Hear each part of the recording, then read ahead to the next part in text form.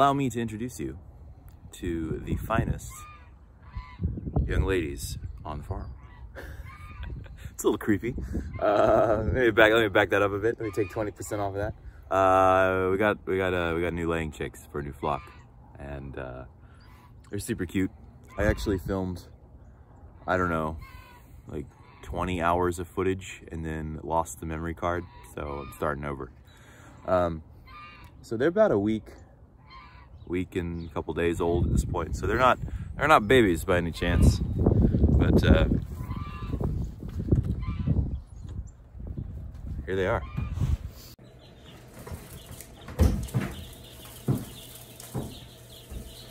They're scared of me. So frightening to them.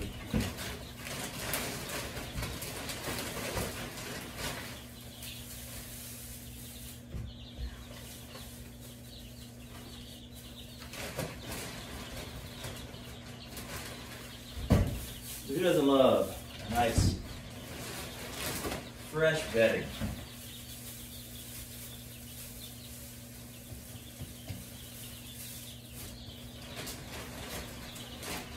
It is about every day.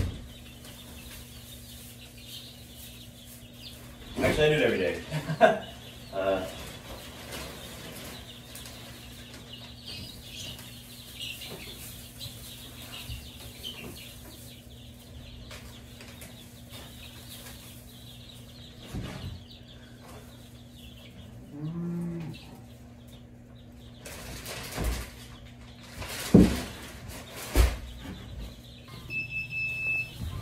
So waters you want to redo every day, and that's as simple as flipping it over,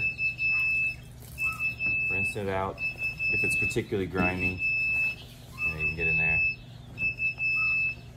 And then I'll dishwasher these, like throw in the dishwasher like every week.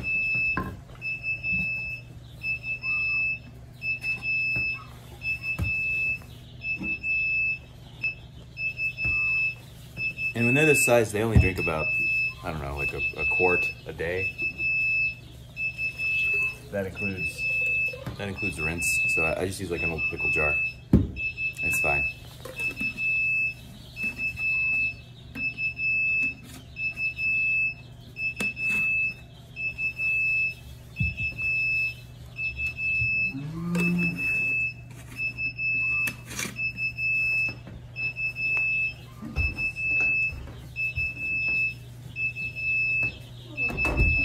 You can see they'll kick up the new bedding. That's what they do. All right, are you done yet? No, 87. All right, I'm gonna silence that alarm. All right, that's the core of it. I really try and go fast because it stresses them out. With every day, new bedding, new water. Food you gotta replace like a couple times a day because they're little piggies. Talk about the setup real quick. These things here are like, they're just a 2x4 with hardware cloth and staples. Stick your water on top. That will save your water significantly because you know, they really will get junk in it. You know, food and shavings and whatever. Particularly when they get a little bigger and you switch. Right now it's the chick water. These are really tiny. See how this lip is like super tiny? When they get a little bigger, we'll switch to bigger waters that have, you know, more big chick or adult size lip for them to drink out of. And then it's really important because that thing's gonna end up being like a filthy little moat. This is what I ended up for lights. I actually really like how this turned out, with the exception of that. So this one is on all the time when it's cold. It's really cold right now, so this one's basically on all the time. And then these two here are suspended over, well, and then one of them I put this sensor under. And they're hooked up to that. So you can see this is week 2, so we're at 90 degrees. You start chicks, start at 95 degrees, work down 5 degrees every week. So when you get them, have everything 95, have it that way for 24 hours. And you know, you want to get ready. I had a nice video about that, but I lost it. It's awesome. But yeah, so make sure you get all your lights and stuff set up at least 24 hours. That gives everything time to like get warm. You don't want to put cold chicks into cold anything. The first year I did it, I had, like, I was just doing these and had like thermometers down below, and I was just raising or lowering these. And that's like a lot of work. You're out there constantly because you'll set it and then it takes time for the temperature to kind of be realized. I see how they clicked on.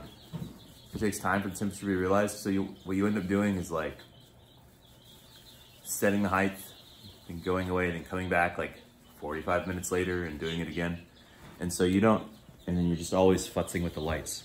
But these are great. They make one that's Wi-Fi enabled. I will probably get that because of a couple things. Yeah, anyway, so those two are on there. This one's on pretty much all the time while it's cold. When it's not cold, that goes off. And then it's just these two during the day. Oh, they're so cute. That thing over there is a hover brooder. This is my first year using a hover brooder, and I actually really like them.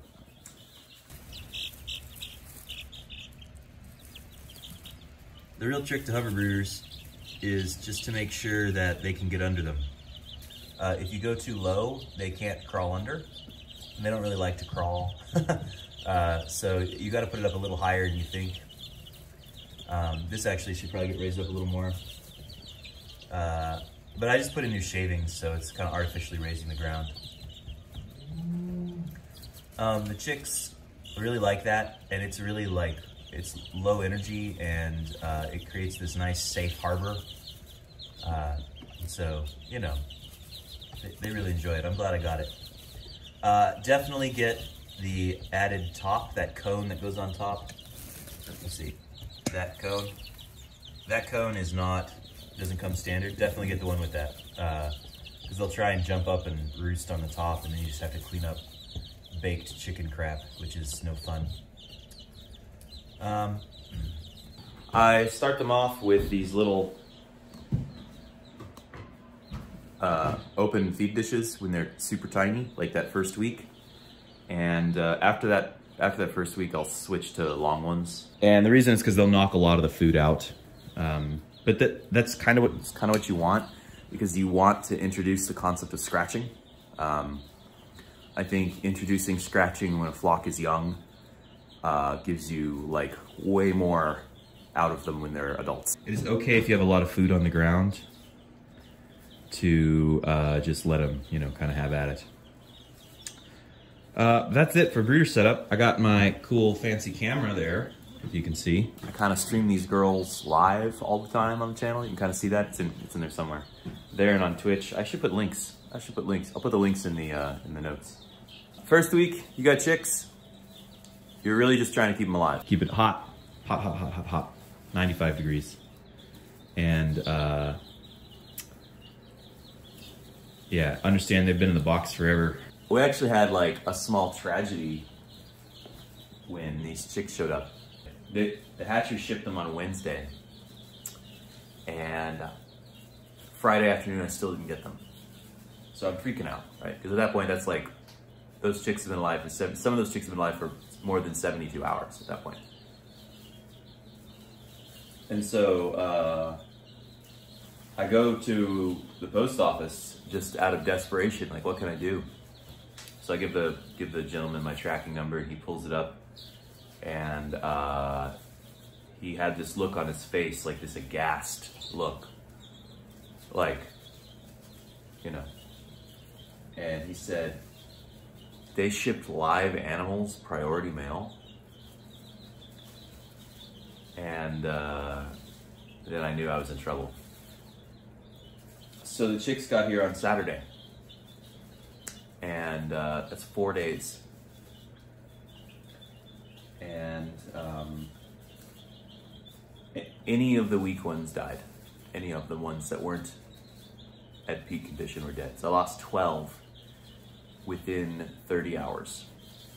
I lost 12, like, after getting them. And then nothing after that. So it was, that's the footage I lost, which was crushing, but probably would have made for informational viewing. Yeah, being a farmer is pretty hard. It's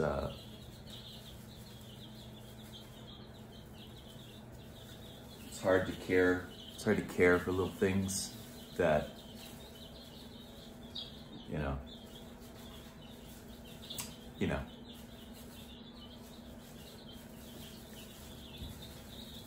Well, let's make them some food, huh? I mix food and grit into a bucket. Some people just put out grit separately. Some people mix or put grit on top of the food. I mix in a big bucket because I don't know, just I can do it once and I don't have to worry about it. So you just put in like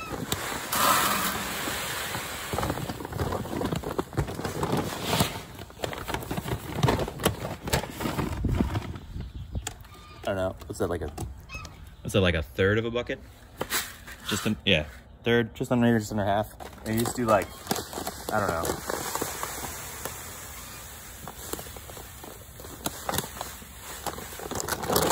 Almost that same amount of grit.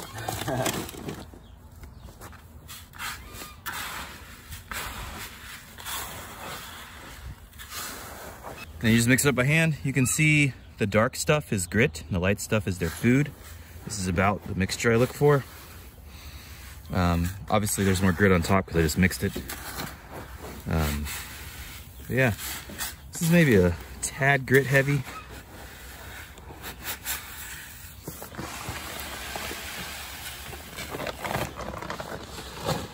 There we go.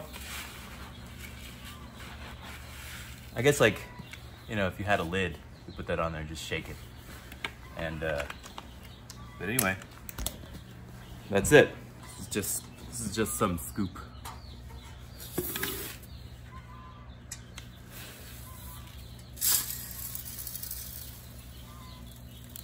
Just like that.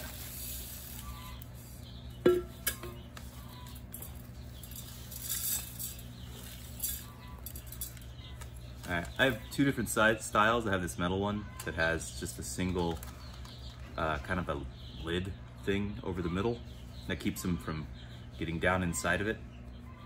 And I have this other one, which is plastic, which I don't like as much, but I have it. I would just get two of the metal ones if I were you.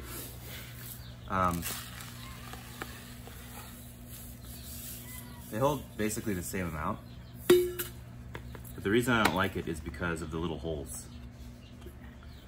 Like, I find that the chick size is really limited, and so they're gonna favor this one. So anyway, I would just get two of these, but we're gonna do one of each.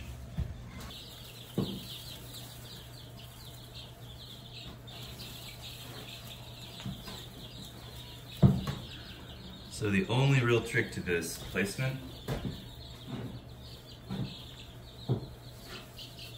is that you don't really want to place them entirely under direct light. It may get too hot, and then the chicks will like have a hard time. They have to choose between eating and staying cool enough.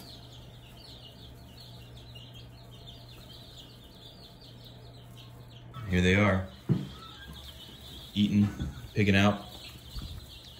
They eat a lot of food, like a bag a week for 50 chicks. Yeah, you can see how much they prefer the metal one. You can actually watch it right here. Like, it's just too hard to get their head. They don't want to put their head down in there. See? These are, I believe, if I recall, these ones are designed for having little chicks in with bigger birds, so that the big birds cannot eat out of it, and so they don't hog the food for the chicks. You can stick that over to the side. I just think it's a bad idea. I think, like, you know, who does that? But they're getting there. Breakfast time. All right, honeys. Well, I'll see you in a couple hours. I gotta get moving. Okay, so those are my birds. We've got couple more days of really cold weather, and then then it gets hot, and then I have the absolute opposite problem. Like right now, I'm like, how do I keep these chicks warm? And it'll be like, how do I keep them cool? So, you know, expect that video to come out. Basically, like I have to reconfigure the shed for day and night mode for a while, and spring is rough. Spring is a terrible time of year here. Like, it's so stressful. Anyway, these are the chicks. Happy to introduce you. You can watch them like all the time on my live stream if you are into that. And man, they're little cuties. Catch you later.